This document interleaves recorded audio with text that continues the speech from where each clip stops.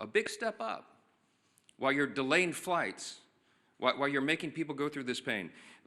The co-founder of the far-left group Indivisible said this yesterday publicly, quote, "Chuck Schumer hasn't surrendered yet. I call that progress."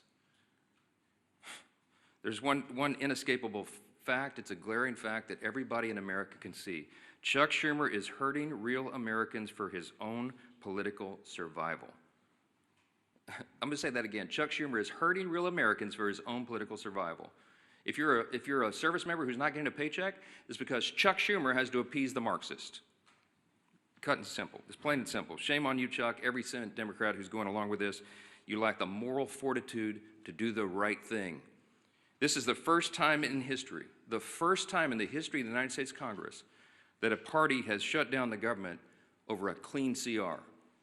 We frankly didn't expect this. We sent over a no-frills 24-page document to keep the lights on, keep Congress working, to keep the paychecks flowing, and they stopped it because they're afraid of the far left. I'm just going to walk through a quick sample of the devastating impacts that Americans are feeling as we speak right here, because this is real. And you'll note a theme here. A lot of these are blue states where their Senate Democrats are over here keeping the government closed. In California, home of the nation's largest civilian workforce, more than 250,000 federal workers are now working without pay. Both the Democrat senators, Padilla and Schiff, have now voted 7 times to block those paychecks. In Virginia, there are 189,000 federal employees, nearly 5% of the state's workforce, that are waiting on their next full paycheck. And both of their senators, Warner and Kaine, refused to pass a clean bipartisan CR that Democrats supported 13 times under Joe Biden in the previous 4 years. In Maryland, Maryland is a hub of trade and commerce. You have 150,000 federal workers there. Both of their senators, also Brooks and Van Hollen, have voted 7 times to keep the government closed. In Georgia, home to our nation's busiest airport, there's close to 110,000 federal workers, including thousands of TSA agents and air traffic controllers, now being forced to work without pay. You guessed it. Senators Ossoff and Warnock voted to block those paychecks too. Arizona, 58,000 workers serve the federal government, including many Border Patrol agents who are working hard to keep us safe. That hasn't stopped Arizona Senators Kelly and Gallego from blocking funding 7 times for the paychecks for their own constituents. In fact, they have so much idle time, they're having publicity stunts, posing publicity stunts outside my office. In New York, let's talk about New York because this is interesting. It's the home to both of the Democrat leaders, both in the Senate and the House. 115,000 federal workers are waiting on Hakeem Jeffries and Chuck Schumer and Kristen Gillibrand to come to their senses and end this shutdown. Chuck Schumer said himself, "With every day of the shutdown gets better for us." And what does that look like? We're talking about 2 million civilian workers, 1.3 million active duty service members, everybody being hurt because of it. Chuck is what they're doing right now. I've been asked many times in interviews over the last couple of days, you seem angry, you don't get angry a lot. I don't, but this is beyond the pale. What Chuck Schumer's doing right now, it's sickening. It's sickening to hear him say it's better for him and his party when it's so terrible for real Americans. Millions of people are experiencing real pain because of these political games. And you'd think after 44 years in Congress, Chuck Schumer would know better. But it seems apparent now that he spent too long in Washington to understand the real pain of real people. We're going to share a few more things with you about this morning and to talk about some of the real-world impacts on federal law enforcement. We've asked our House Committee Chairman, the Chairman of our House Administration Committee, Brian Stile, to come and talk a little bit more about that. So Chairman Stile, thanks for being here. Thank you very much, Mr. Speaker. Thank you for your leadership. Chuck Schumer yesterday said every day gets better for the Democrats. That's certainly not true for the men and women in blue. Today is the first day that the men and women of law enforcement here in the United States Capitol, U.S. Capitol Police, are not receiving pay that they earned since the beginning of the Chuck Schumer shutdown. As this continues, the chaos and consequences of the Schumer shutdown continue to build. Yet the men and women in law enforcement are asked to go out and serve and protect us every day. Chuck Schumer and Hakeem Jeffries will maintain a security detail, men and women that aren't being paid because of Democrats' decision to shut down the federal government. I chair the Committee on House Administration, work closely with the men and women of the United States Capitol Police, and they're suffering the consequences of the Schumer shutdown today. It's particularly concerning at a period of time when political violence is on the rise. Senate Democrats have voted to shut down the federal government 7 times. That's 7 times to defund our police. I'd ask Chuck Schumer if it's getting better for the men and women of Border Patrol who are on the border securing the United States of America. I'd ask him if it's getting better for the United States Marshals who are doing incredibly dangerous work on behalf of our country in every state. I'd ask him if it's getting better for the United States Secret Service, who's protecting the President of the United States. Chuck Schumer has put politics over people. It's getting better for his politics, he thinks. It's not better for the people of the United States of America. We should be standing with the men and women of law enforcement who are doing their job to protect us. And I think it's incredibly unfair and unjust that the men and women of Capitol Police have not received the money that they earned since the start of the Chuck Schumer shutdown. With that, I want to introduce our leader, Steve Scalise. Well, thank you, Chairman Stahl. And as the Speaker pointed out, too, it's disgraceful that not only are we in this shutdown because Chuck Schumer is only concerned about appeasing the most radical elements of his base, but time and time again, 7 times now, you've had other Senate Democrats join in with him to keep the government closed. And they're feeling some pressure, but what they're trying to do now, both Democrats in the House and Senate, is trying to shift the blame away. While they're voting to shut the government down, they're trying to blame other people. Let's be clear, and the Speaker showed it. We've had actual votes on the House floor to keep the government open. We've had those same votes on the Senate floor. You can see who has been voting to pay our troops, who has been voting to pay our TSA agents, our Border Patrol agents, and who are those people that are voting to shut it down, to deny pay to our troops. It's crystal clear. And you can go see the voice votes, the record votes. Members of Congress, House and Senate, have actually cast votes over and over again on whether they want to keep it open or shut it down. You don't have to wonder about a blame game. Gee whiz, both sides are blaming the other side. Just go look at the votes. There have been actual votes in the House and the Senate, 8 different times now between the 2 chambers to open the government down. And Republicans have said, yes, let's keep the government open while we negotiate our differences. And Democrats continue to say no so they can appease their radical base. And so as Chuck Schumer denies pay to millions of federal workers, we know roughly at least 1 in 3 of every service member in America lives paycheck to paycheck. Now, should they get solace in knowing that they're risking their lives, some of them overseas, while their families are here, and on Monday, when we get to the date where paychecks would be cut, the government will still be shut down, and they won't even be getting a paycheck on the 15th. Rent will still be due, mortgages will still be due, car notes will still be due for those service members risking their life. Should they take solace in knowing that at least it's a good day for Chuck Schumer? At least Chuck Schumer feels like the shutdown's working good for Schumer. That's not going to give solace to any of those families. Instead, it actually increases the anger of the families all across America who are seeing the real cost of this shutdown. They know who's voting to shut the government down, but now they're feeling direct pain. And the only thing they hear from Democrat leaders that keep voting no is, oh, it's a good day for us because the far left is patting us on the back. Do they really need a participation trophy to feel good about themselves while they inflict pain on millions of people? It's disgraceful. And as the Speaker pointed out this morning, one of the other things that's being reported now is that one of the dates it looks like they're holding the government hostage over is the 18th of the month, where they're having this Hate America rally in Washington.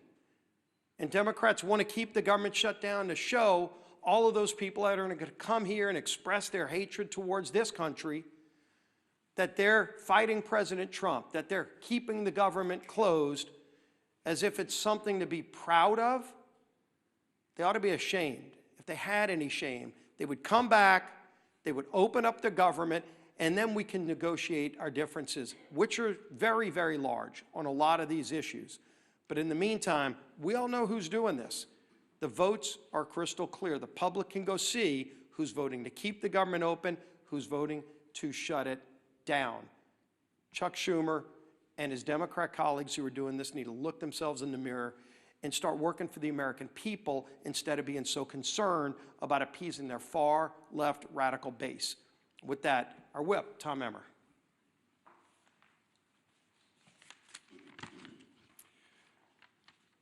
I'm going to go back to Chuck's words again. Quote, "Every day gets better for us. You reopen the government and we lose our leverage." The point of this shutdown is not just suffering for suffering's sake, but to make a point. These are actual quotes from Chuck Schumer and Senate Democrats over the last week. You don't have to take our word for what their motivations are in shutting down the government. They are spelling it out for you and all of us. This is about one thing and one thing only: to score political points with the terrorist wing of their party, which is set to hold, as Leader Scalise just commented on, a Hate America rally in D.C. next week. And they've forced military families, air traffic controllers, border patrol agents, farmers, veterans, TSA agents, and federal workers to pay the price. We're now on day 10 of the Democrat shutdown. Senate Democrats, including Senator Tina Smith in my home state of Minnesota, have had 7 opportunities to reopen the government, but they've refused every single time. Consequently, Americans across the country are experiencing flight delays. In a matter of mere days, 11,000 Minnesota National Guardsmen won't get paid. Federal workers are being forced to figure out how they're going to put food on the table for their families, just so the Democrats can maintain their leverage to make a point. It's despicable, it's disgusting, and it should be disqualifying. With election season right around the corner, I hope every single American is taking note. Republicans have done our job. Democrats, on the other hand, are only here to play politics, and they're willing to hang their constituents out to dry to do it. And with that, I'll turn it back to our speaker. Thank you, Whip Emmer. Take a few questions this morning. Yeah, Jay, go ahead. I know your position about saying it was on the Senate, they have to take our bill that would reopen the government, but haven't the circumstances changed? And because there's a dire emergency, as Mr. Stiles talks about the Capitol Police, you all talked about the military, to say we should do something different here. We're still going to apply our pressure on the Senate, but you know, if you're in the middle of a ball game and the strategy changes, you're behind, or somebody gets hurt or something like that, the coach calls in different play. Why not call in a different play right now? Well, the ball game analogy doesn't fit here because we weren't playing a game. We sent over a clean CR, and I've explained this many times. If there was some Republican priority or poison pill or gimmick or trick or something that I could pull off the CR in order to negotiate with Democrats, I would have already done it. It's not there. When I say we're operating in good faith, I mean it. We sent over a totally clean measure that they had already voted for before. In fact, that Chuck Schumer gave impassioned speeches as recently as March of this year. The same instrument, the same one that he said was the right thing to do and that it must be done so Americans don't feel harm. He said that earlier this year. So we sent him the same instrument, hoping, of course, believing that they would do what has always been done here and pass a clean CR. And they didn't. So I don't have anything to negotiate. There's nothing more for me to do. I literally don't have a card that I can take off the deck because we did it all in good faith. They're the ones politicizing this. They're trying to play a game. We're not engaging in a game. We're trying to get the government open again so that people can be served, and it's plain and simple. Yes, sir. To Chad's question, though, hasn't the state of play changed here, though? Isn't it perhaps the responsible thing to do to pass some kind of legislation to pay troops, to pay federal... We did that. We passed the bill. We have voted 8 times. Republicans have voted 8 times to pay the troops, to pay the civilian workforce, to pay TSA agents, Border Patrol, air traffic controllers, and all the rest. We've done it. The Democrats have voted no every time. There is no other instrument to do it. It's called a CR to keep the the lights on and the doors open so that Congress can do its work, so that, as the Leader Scalise said, so that we can do all the rest of the negotiation and deliberation on all these other issues. Open the government, Democrats. That's what this is. We have voted so many times to pay the troops. We've already done it. We did it in the House 3 weeks ago. The ball is in the court of Senate Democrats right now. That's it. Yes, ma'am.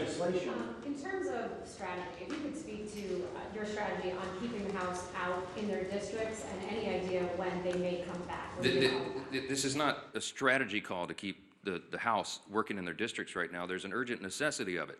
We had a conference call yesterday with House Republicans. They're fanned out across the country. They're in their districts trying to help their constituents because so many of them are now struggling because of the Democrats' games.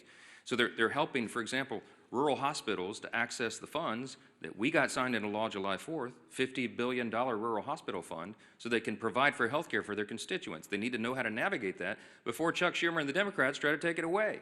Their counterproposal CR would spend $1.5 trillion and take away the $50 billion that we passed into law just on July 4th, signed into law by President Trump, to prop up rural hospitals. Who cares about health care here? Okay, our members are out working diligently in their districts, serving their constituents right now. We will come back here and get back to legislative session as soon as the Senate Democrats turn the lights back on. That's the fact. That's where we are. Yes, ma'am.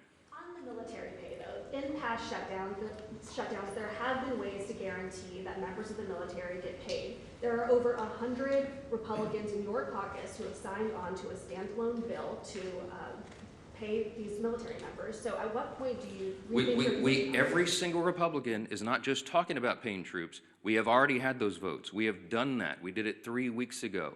The executive branch, the president, is working on ways that he may have as well to ensure that troops are paid. The Republican Party stands for paying the troops. The Democrats are the ones that are demonstrating over and over and over now 8 times that they don't want troops to be paid. This could not be any simpler than it is. Look at the record. Don't listen to what these Democrat politicians are saying up here. Look at how they're voting and demand that they do the right thing. That is where we are, and that's where it'll be. Yes, ma'am. I actually have a question with Emmer. Mr. Emmer, I know the White House announced last week that they were going to rescind $7.5 billion in green energy funds. They went to a number of states. It includes your district, however. Excel Energy Services is on the line to lose $7 million if this funding is rescinded. What conversations have you had with the White House about this, and what is your expectation for this funding? Is it truly gone, or is there some way to get it back? Well, this is going to affect the Speaker, this is going to affect the Leader, this is going to affect our Chairman, Representative Stile, and all of our members. Literally, this could end today.